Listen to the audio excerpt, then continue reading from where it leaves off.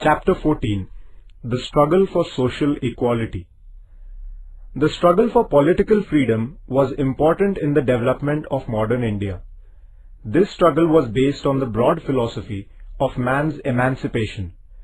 Naturally, in the course of this struggle, there ensued an opposition to things such as feudalism, social inequality, economic exploitation, along with an opposition to political dependence. Like freedom, the principle of equality is also very important. The contribution of the movements launched by peasants, workers, women and Dalits and the stream of socialism that gave importance to equality is significant from this point of view. One cannot understand the development of modern India without understanding this contribution. Let us, therefore, study some of these important movements. The peasant movement. The economic policies of the British adversely affected the Indian peasants. The British government used to protect the landlords and moneylenders. They exploited the peasants. The peasants rose in revolt against this injustice on many occasions. The peasants in Bengal formed their union and revolted against the compulsion of cultivating indigo. The play Neel Darpan, written by Deenbandhu Mitra, brought to the notice of the society the wretched conditions of the peasants producing indigo. In 1875, the peasants in Maharashtra rose in revolt against the atrocities of the landlords and moneylenders. The peasants in Uttar Pradesh formed Kisan Sabha in 1918 under the leadership of Baba Ramchandra. The Mopla peasants rose in a great revolt in Kerala. The British government crushed this uprising. At the initiative of Professor N.G. Ranga, the Akhil Bharatiya Kisan Sabha was formed in 1936. Swami Sahajanand Saraswati was its president. The Sabha presented a declaration of peasants' rights to the Indian National Congress.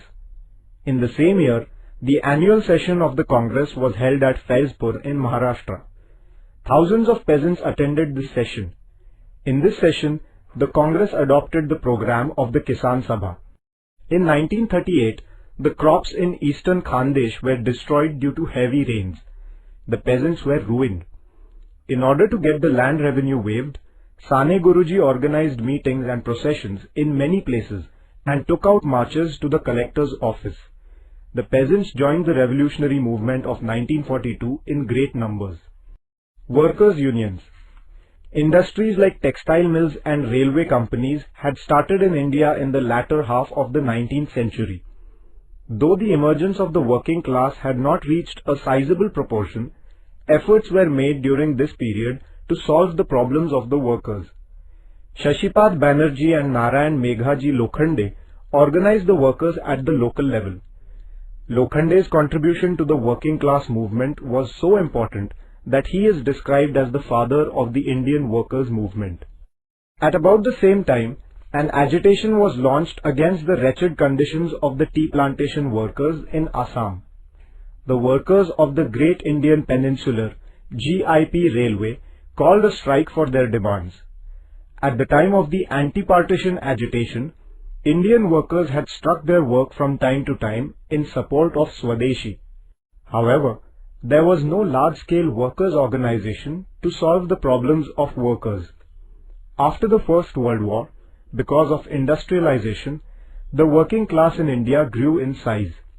This necessitated the formation of a nationwide organization of workers.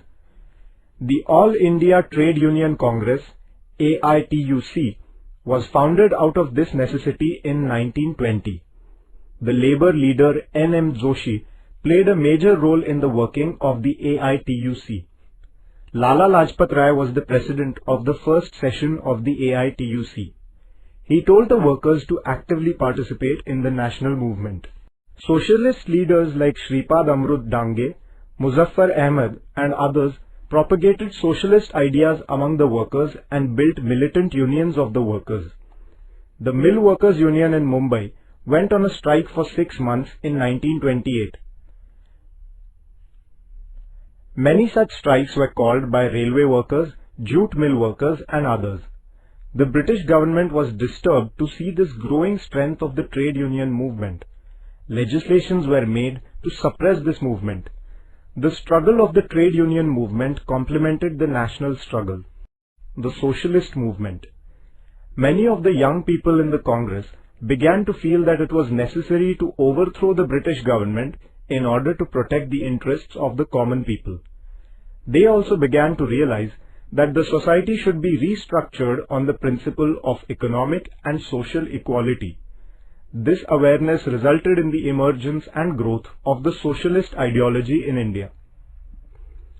While they were in jail at Nashik, the socialist youths in the Congress decided to form a socialist party within the Congress. As per this decision, the Congress Socialist Party was founded in 1934. It comprised leaders such as Acharya Narendra Dev, Jai Prakash Narayan, Minu Masani and Dr. Ram Manohar Lohia. The Quit India movement of 1942 was spearheaded by these young socialists. Indians began to get familiar to Karl Marx and his communism. Lokmanya Tilak had written an article about Marx as long ago as 1881. After the First World War, influence of communism became noticeable in India. Manavendranath Roy had participated in the international communist movement. In 1925, the Communist Party was established in India. Young communists formed militant organizations of the workers and of peasants. The British government was alarmed by the communist movement. The government decided to crush the movement. Muzaffar Ahmad, Shripad Amrut Dange, Nilkantha Joglekar and others were arrested. They were charged with the planning of a conspiracy to overthrow the British rule. They were given different terms of sentences. This trial took place at Meerut. Therefore, it is known as the Meerut conspiracy case. Even after the Meerut trial, the communist influence on the workers' movement remained constant. Women's emancipation. In the Indian society, women had a secondary status. Due to many evil practices and customs, they were subjected to great injustice. We have studied in the lessons on the Renaissance in India that in the modern age there was an awakening against this injustice. Some men reformers took the initiative in the women reform movement, but in the course of time, leadership provided by women began to emerge. They founded their own independent organizations. The Arya Mahila Samaj and Sharda Sadan founded by Pandita Ramabai and the Seva Sadan founded by Ramabai Ranade are examples of this. Also, the Bharat Mahila Parishad 1904 and the All India Women's Conference 1927 were founded. Therefore, this institutional work reached the national level. Through these organizations, women began to fight for their issues such as the right to inheritance, the right to vote, etc. In the 20th century, women's participation in public life began to increase. Women's participation in the national movement and the revolutionary work was significant. After the introduction of the Act of 1935, women were included in the provincial ministries. After independence, the principle of the equality of men and women had been emphatically stated in the Constitution of India. The Dalit movement. The social structure in India was based on inequality. Social reformers like Mahatma Jyotirao Phule, Narayan Guru brought about the awakening of the people. Following the teachings of Mahatma Phule, Gopal Baba Walangkar and Shivram Janba Kamble worked for the eradication of untouchability. In his book Vitar Vidhwansan, Walangkar presented the deconstruction of untouchability. In Tamil Nadu, Periyar Ramaswamy started a movement for the eradication of untouchability. In the state of Kolhapur, Rajarshi Shahu Maharaj did substantial work for the abolition of caste distinction. Maharshi Vitthal Ramji Shinde started the institution, the Depressed Classes Mission, for the progress of the Dalits. The Justice Party did valuable work in the south.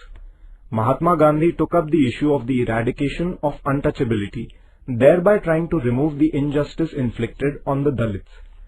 Under the leadership of Dr. Babasaheb Ambedkar, the Dalit struggle acquired the dimension of a broad movement. Dr. Babasaheb Ambedkar aimed at establishing a society based on the principles of liberty, equality and fraternity. He was convinced that the injustice to the Dalits and inequality would not end unless the caste system was entirely rooted out. Social equality, according to him, is a right of the Dalits. He intended carrying on a movement based on self-respect. It is from this point of view that he founded the Bahishkrut Hitkarani Sabha in July 1924. He inspired his followers with the message, "Get education, get united and fight." Babasaheb Bole got a bill passed in the Mumbai Provincial Assembly whereby the public water reservoirs were to be opened to the untouchables. However, in reality, the water reservoirs remained out of the reach of the Dalits. Therefore, Dr. Babasaheb Ambedkar and his followers staged a satyagraha at the Chaudhar Lake in Mahad. They burnt the Manusmriti that advocated inequality. He started a satyagraha in 1930 for the entry of the Dalits into the Kalaram temple at Nashik. Karmavir Dada Saheb Gaikwad led this satyagraha. Dr. Babasaheb Ambedkar started periodicals such as Mook Nayak, Bahishkrut Bharat, Janata and Samata for bringing about social awakening and for giving vent to the woes of the Dalits. We have previously studied the work of Dr. Babasaheb Ambedkar in relation to the Pune Pact and the Round Table Conferences. Dr. Babasaheb Ambedkar founded the Independent Labour Party with a view to solving the problems of the labourers. In the legislature, he opposed the laws that went against the interests of the workers. He founded the All India Scheduled Castes Federation in 1942 in order to put forth the Dalit issues forcefully. Through the Constitution of India, Dr. Babasaheb Ambedkar made a significant contribution to the creation of a social order based on equality in modern India. In 1956, along with his innumerable followers, he embraced Buddhism that upholds humanity and equality. The awakening among the exploited constituents of the Indian society lent a broader base to the national movement. It led to the creation of an atmosphere conducive to the removal of the failings in the Indian social order. The contribution of all these movements to the Indian freedom struggle is valuable.